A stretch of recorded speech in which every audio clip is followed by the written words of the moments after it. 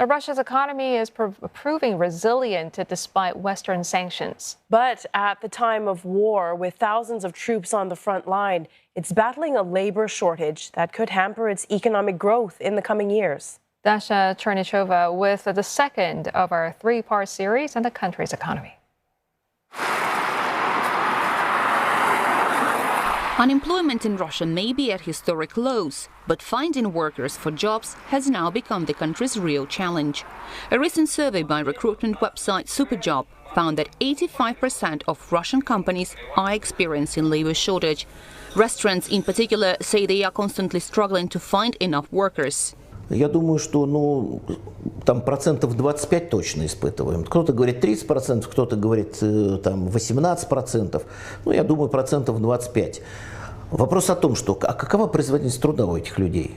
Это же тоже наследие 90-х, когда стоимость рабочей силы была минимальна.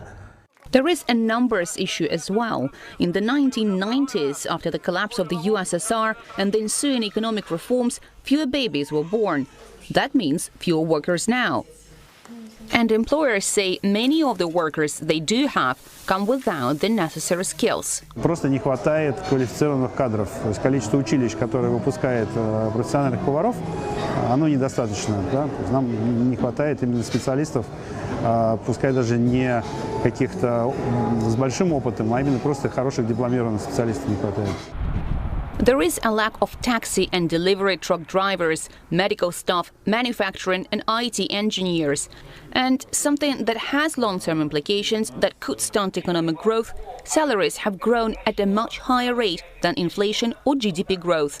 A study by a consulting company found that the average salary across Russia has almost doubled over the past 5 years, and in some industries such as construction and manufacturing, it almost tripled. Analysts say that Russia is transiting from being a place with a cheap, abundant workforce to a market of expensive labor and staff shortages. This deficit will not disappear by itself.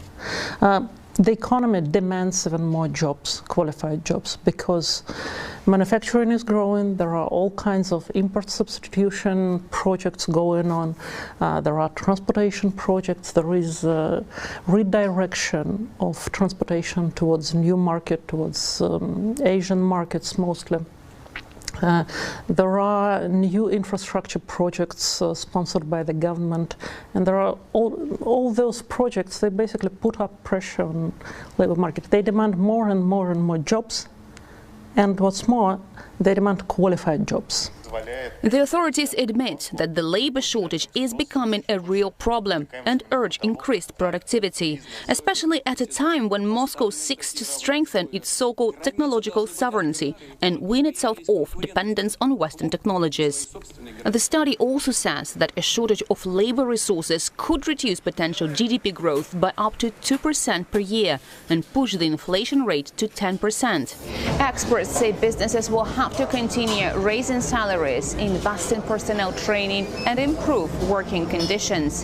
And the government should help attract much-needed labor from abroad, while also teaching the right skills for the jobs that need filling. Dasha, Chernyshova, CNA, Moscow.